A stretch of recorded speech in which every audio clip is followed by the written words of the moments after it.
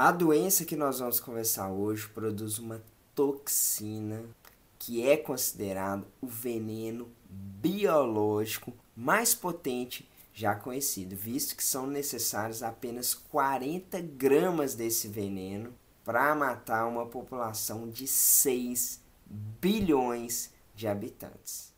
E se seu pet ingerir essa toxina, ele passa a apresentar sinais dessa intoxicação muito rápido, que varia de 24 a 48 horas. Em alguns casos, a manifestação desses sinais, a partir do momento que seu pet ingere essa toxina, pode prolongar até 6 dias. E seu pet pode morrer, nos casos mais severos, logicamente, por resultado de paralisia da musculatura respiratória.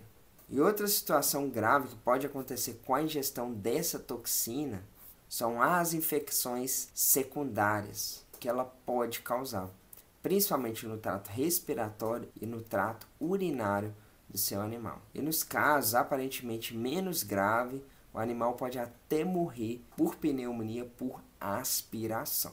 Por isso que a toxina, a doença que a gente vai falar hoje, é tão importante e você tem que ficar nesse vídeo até o final. E a bactéria que produz essa toxina, ela também produz esporos super resistentes no ambiente. E esses esporos são as formas mais resistentes dentre os agentes bacterianos, já que quem causa essa doença que eu vou falar a seguir é uma bactéria. E esses esporos dessa bactéria são tão resistentes, mas tão resistentes, que eles podem sobreviver por mais de 30 anos e meio em meio líquido e provavelmente mais tempo ainda em estado seco. Você não ouviu errado, pet amigo. Os esporos dessa bactéria em meio líquido podem viver 30 anos e meio. Olha o tanto que eles são resistentes. Além disso, esses esporos eles podem tolerar temperaturas maiores do que 100 graus Celsius por horas, de tão resistente que eles são. E para a gente conseguir destruir esses parasitas, nós temos que aquecer, por exemplo, o alimento por mais de 120 graus por 30 minutos.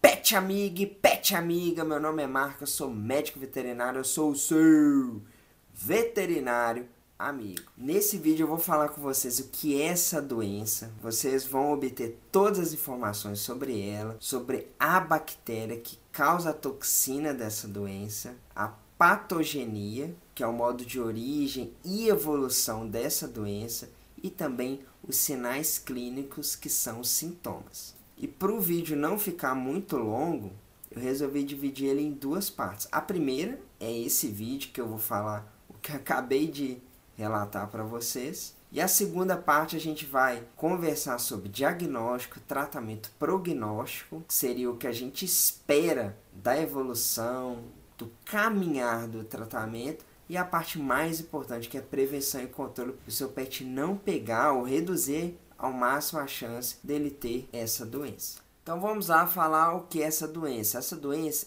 é chamada de botulismo. E o botulismo, ele é uma doença neuroparalítica grave.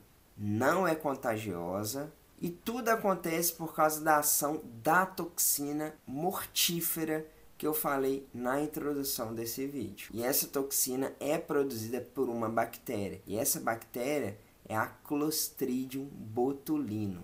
E ela faz com que seu pet tenha paralisia flácida da musculatura esquelética. Ou seja, a paralisia que seu pet apresenta são nos maiores músculos do corpo, como o músculo da pata traseira, da pata dianteira. Ele fica paralítico e não fica paralítico rígido, e sim flácido, como esse movimento que eu acabei de fazer. Isso se caracteriza por fraqueza ou paralisia e por redução do tônus muscular sem outra causa óbvia, como trauma, por exemplo. E muitos dos motivos que eu estou fazendo esse vídeo é que nós pegamos um caso muito semelhante de um pet. No caso, esse pet ele apresentou vários desses sinais que eu falei de paralisia flácida. E o nome desse pet era uma vira-latinha linda, a gente faz acompanhamento de modo semanal. Toda semana ela vai lá para tomar o banhozinho dela, a gente sempre acompanha a saúde. E em um final de semana ela foi, tomou banho, ela estava normal. 2, 3 dias depois começou com esses sinais que eu falei no início do vídeo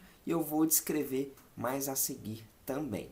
Outros sinais que ela apresentou e outros sinais de botulismo em cães e também botulismo em gatos. No caso, essa cadelinha ela se chamava Pandora e ela do nada começou a apresentar tudo isso.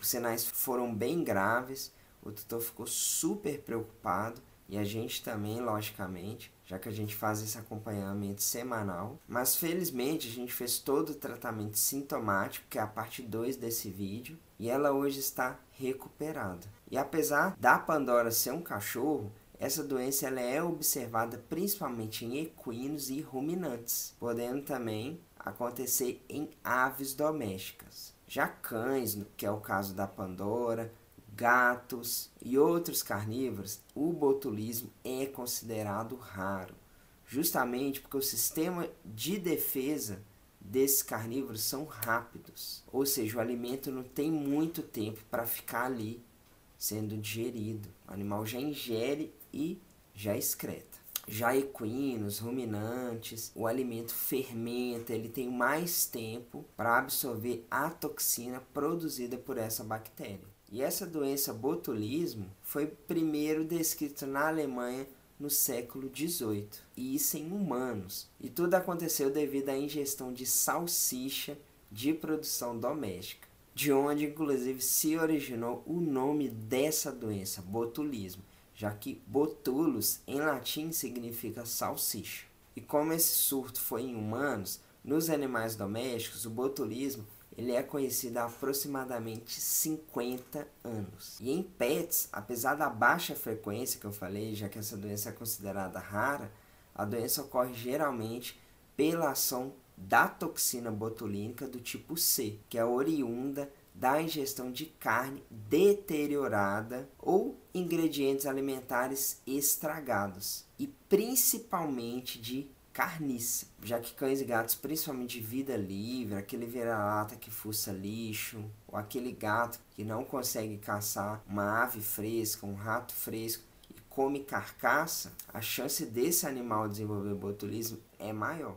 E no caso da Pandora, o que aconteceu foi que ela ingeriu lixo e nesse lixo continha fralda da filha do tutor da Pandora. Ou seja, ela ingeriu fezes, essas fezes ficaram ali nesse lixo por algum tempo e esse tempo foi importante para proliferar a bactéria Clostridium, consequentemente produção de toxina por essa bactéria, e a Pandora foi, ingeriu e teve esses sinais. Ou seja, alimentos putrefatos ou carcaças em decomposição e que contêm essa toxina botulínica do tipo C são fonte de infecção para o animal. E outra fonte de contaminação são os açudes, que são aquelas barragens artificiais que servem para reter água da chuva ou de rios. Se esses açudes estiverem contaminados por essa toxina tipo C, que é a principal que causa intoxicação e botulismo em cães e gatos,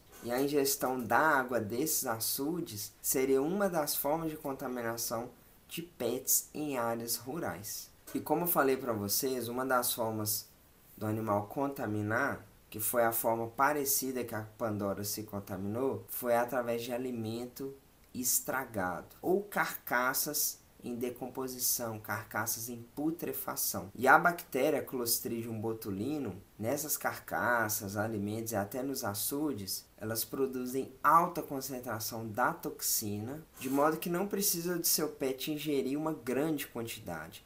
Basta ele ingerir pequena quantidade dessa carne estragada, ossos, ou no caso da Pandora, um pouco das fezes da fralda da filha do tutor dela, com a toxina, que isso já pode ser letal, mesmo ingerindo pouca quantidade da toxina. E a toxina ela pode persistir nesses alimentos deteriorados, carnes, ossos ou outros alimentos por muito tempo. Ela fica cerca de 1 ano nesses alimentos, que é muita coisa, e a chance de infecção, justamente por isso, pela resistência dessa bactéria aumenta. Agora que você sabe o que é essa doença, eu vou contar um pouquinho mais para vocês sobre a bactéria. A bactéria, eu até já citei o nome dela, seria o Clostridium botulinum. E essas bactérias desse gênero são bacilos gram-positivos, retos e ligeiramente curvos. São móveis e, como eu falei no início desse vídeo,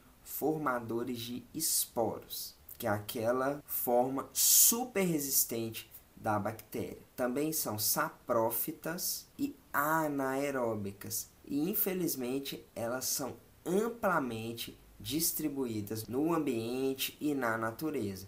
Podem estar nos solos de todo o mundo e também em sedimento de lagos e até mares. E esses esporos que garantem a resistência da bactéria seriam um mecanismo de sobrevivência de bactérias, mas também de fungos, quando estão sob condições extremas, seja frio extremo, calor extremo, pressão maior e outros fatores mais. Por isso que essa esporulação realmente é para o organismo sobreviver. E isso inclusive dificulta a nossa vida e aumenta a chance do animal se infeccionar, porque a esporulação dificulta os procedimentos padrões de higienização que são utilizados em fábricas e até na nossa residência. E essa bactéria, ela está presente na microbiota do intestino de equinos, bovinos e também de aves, onde se multiplicam e são eliminados em grande quantidade nas fezes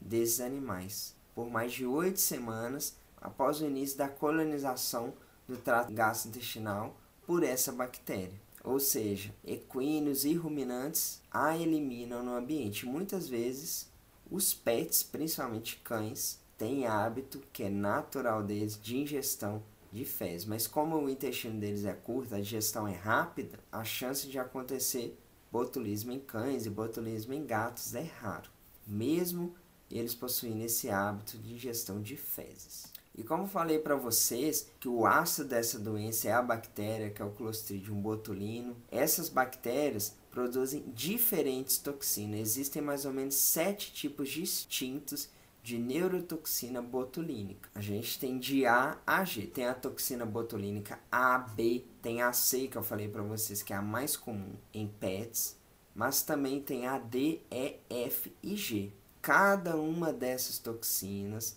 é produzida por diferentes linhagens da bactéria Clostridium botulinum. Todos esses tipos de toxina possuem estruturas semelhantes e mesmo efeito neurotóxico para o pet. Os tipos A, B, E e F estão associados com a doença em humanos. Já a toxina do tipo G, ela foi associada em alguns casos de morte súbita, enquanto os tipos C e D são quase exclusivamente identificados em animais. Tanto que eu falei para vocês que a mais comum em cães e gatos é a tipo C, já que a tipo C é a que mais predomina em aves e carnívoros. E por fim, a tipo D é a mais prevalente em herbívoros, como equinos e ruminantes. E essa toxina, ela não é secretada, sendo então liberado exclusivamente por lise das células vegetativas ou pelos esporos. E as condições favoráveis para a bactéria se desenvolver, como a ausência de oxigênio e ambientes com nutrientes apropriados, ou seja, alta quantidade de matéria orgânica, isso é necessário para a germinação dos esporos dessa bactéria e também para crescimento delas, para multiplicação celular. E isso, logicamente, permite com que esse organismo produza mais e mais toxinas. E além da condição de baixo oxigênio, que seria o ideal para essa bactéria se multiplicar, já que condições anaeróbicas favorecem a multiplicação do Clostridium botulinum, a baixa acidez também é favorável. E essa baixa acidez seria pH acima de 4,6. Seria o ideal para essa bactéria. Além da quantidade de matéria orgânica, que seria alimento, e no caso da Pandora, as fezes da filha do tutor, e também condições com baixo oxigênio, já que essas fezes estavam no lixo. e ali realmente a concentração de oxigênio cai bastante. E essa bactéria gosta de se multiplicar em temperaturas de 15 a 45 graus. Embora algumas linhagens dessa bactéria gostam de se multiplicar em temperaturas muito mais baixas que isso, chegando a 6 graus. E a notícia boa que eu tenho para deixar para vocês, que ao contrário dos esporos que vocês viram que são formas vegetativas, que o próprio organismo faz para se defender, e são super resistentes no ambiente, podendo permanecer ali por mais de 30 anos, e serem super resistentes ao calor, as toxinas botulínicas, elas são termolábeis, ou seja, sensíveis à variação de temperatura, sendo assim inativadas pelo aquecimento a 100 graus por 5 minutos. Isso é muito bom, já que as formas esporuladas, a gente viu, para matar, a gente tem que submetê-las a temperaturas de 120 graus ou mais por cerca de 30 minutos. E como essa bactéria, ela gosta da temperatura que eu falei para vocês, de 15 a 45 graus, em zonas de clima temperado, que são aquelas regiões um pouco mais frias, o botulismo geralmente ele se apresenta quase exclusivamente nos meses mais quentes do verão. Temperaturas desses meses variando de 22 a 37 graus, favorecendo então a produção de toxina pela bactéria no alimento. Você sabe então o que é essa doença, além disso, da bactéria, que foi o que a gente acabou de conhecer. Agora eu vou falar sobre a patogenia, ou seja, o modo de formação de tudo, e por fim, os sinais clínicos, que são os sintomas. Aí a gente encerra a parte 1 desse vídeo. E não deixa de ver a parte 2. E para a gente falar sobre patogenia, tudo começa depois que o PET faz a ingestão da toxina pré-formada presente naqueles alimentos deteriorados, ou então nas carcaças em decomposição que eu falei anteriormente, ou até em açude e outros locais mais. Nesses casos, a toxina pré-formada ela é ingerida, absorvida pelo corpo, principalmente pelo intestino delgado, e isso atinge um sistema circulatório secundário, que é o sistema de drenagem, chamado de sistema linfático. E essas toxinas atingem esse sistema pela endocitose. E esse processo que eu falei para vocês é como se fosse uma digestão das toxinas botulínicas. É semelhante ao que acontece com as proteínas do alimento, quando o animal ingere uma proteína, por exemplo. E como eu falei para vocês, o principal órgão de absorção de toxinas é o intestino delgado, que é aquele intestino mais fino. Mas só que essa toxina também pode continuar a ser absorvida pelo intestino grosso e também pelo cólon. Mas nesses dois últimos órgãos, o processo de absorção acontece lentamente. A partir do sistema linfático, que é aquele sistema de drenagem ou de circulação secundária, a toxina entra na corrente sanguínea. E da corrente sanguínea ela atinge os terminais nervosos colinérgicos periféricos. E é a partir desse momento, quando ela atinge esses terminais nervosos, é que acontece todos os sinais da doença. Uma porção dessa toxina penetra nas células nervosas a partir desse momento e bloqueia a liberação de neurotransmissores. E um dos neurotransmissores mais importantes bloqueados é a famosa acetilcolina. Ou seja, a toxina bloqueia nesses terminais nervosos a liberação desse neurotransmissor super importante. E esse bloqueio acontece na membrana pré-sináptica. E tudo isso que eu estou falando para vocês está explicado nessa imagem. E a membrana pré-sináptica é a membrana do axônio, que gera o sinal e libera vesículas na fenda pré-sináptica. E dentro dessas vesículas era para ter acetilcolina. E a acetilcolina ela é um neurotransmissor super importante no corpo, tem várias funções. Ela regula a memória, aprendizado e também regula o sono, estimula a contração muscular. Por isso que o animal com botulismo tem essa paralisia flácida, já que a toxina ela age bloqueando a acetilcolina, como eu falei anteriormente. Ela promove redução dos batimentos cardíacos, ela estimula as glândulas do sistema digestivo, promove a liberação de urina, favorece o movimento intestinal e várias outras funções. E como a gente não tem acetilcolina por causa da toxina botulínica que o animal ingeriu, a ausência da acetilcolina na fenda sináptica, que é esse espaço que aparece na imagem para vocês, entre o axônio e a placa motora, sem essa acetilcolina nós vamos ter a ausência das funções que eu listei anteriormente, já que as funções são da acetilcolina, que é o neurotransmissor bloqueado pela toxina botulínica. E a ligação dessa toxina botulínica no terminal neural da junção neuromuscular,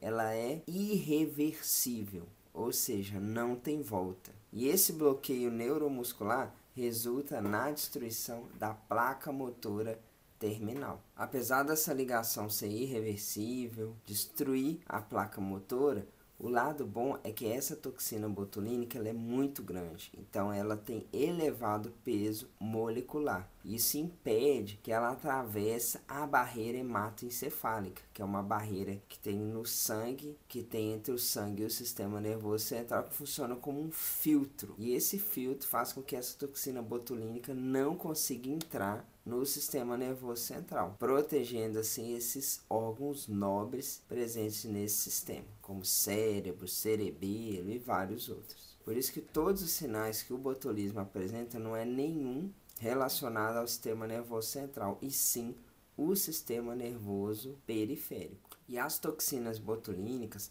elas causam morte do neurônio afetado. Mas vamos supor que o animal faça ingestão, apresente todos os sinais e ele sobreviva. Caso isso ocorra, tem recuperação dos componentes funcionais das junções neuromuscular, o que é legal. Por isso que animais com botulismo, eles têm o potencial para recuperação completa da função neurológica sem sequelas. E isso é um lado positivo dessa doença, que o animal pode pegar, ter destruição das placas, depois regeneração, e os sinais que ele apresentava anteriormente não apresenta mais, já que ele recuperou dessa doença. A gente encerrou a patogenia, que mostra como que a doença desenvolve no corpo, como que essas manifestações clínicas ocorrem. Agora é hora da gente falar sobre os sinais que o PET apresenta, aquele animal com botulismo. O que ele apresenta que você consegue detectar? Primeira coisa é que botulismo em cães e gatos é considerado raro. E independente da espécie que pegar botulismo,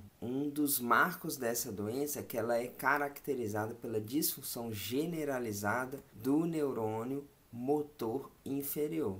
E esses neurônios são aqueles que se originam na medula espinhal, e inervam diretamente ou indiretamente os alvos efetores, como musculatura, por exemplo. Mas existem outros tipos de alvo também, além da musculatura, além da fibra muscular. E como tem disfunção desse neurônio motor inferior e ele tem o alvo a fibra muscular, que é o músculo, como não tem produção de acetilcolina, como a gente viu na patogenia, não tem transmissão de impulso nervoso, já que a toxina bloqueia a acetilcolina, sendo assim não é liberado esse neurotransmissor na fenda pré-sináptica e não ocorre a transmissão da mensagem para ocorrer contração muscular. Isso tudo leva a fraqueza e paralisia flácida da musculatura. Tudo porque bloqueou a acetilcolina. E quem fez isso foi a toxina botulínica. E a gravidade de todos os sinais dessa doença está relacionado principalmente à susceptibilidade individual, ou seja, se o cão ou o gato é sensível ou não a essa toxina e, logicamente, a quantidade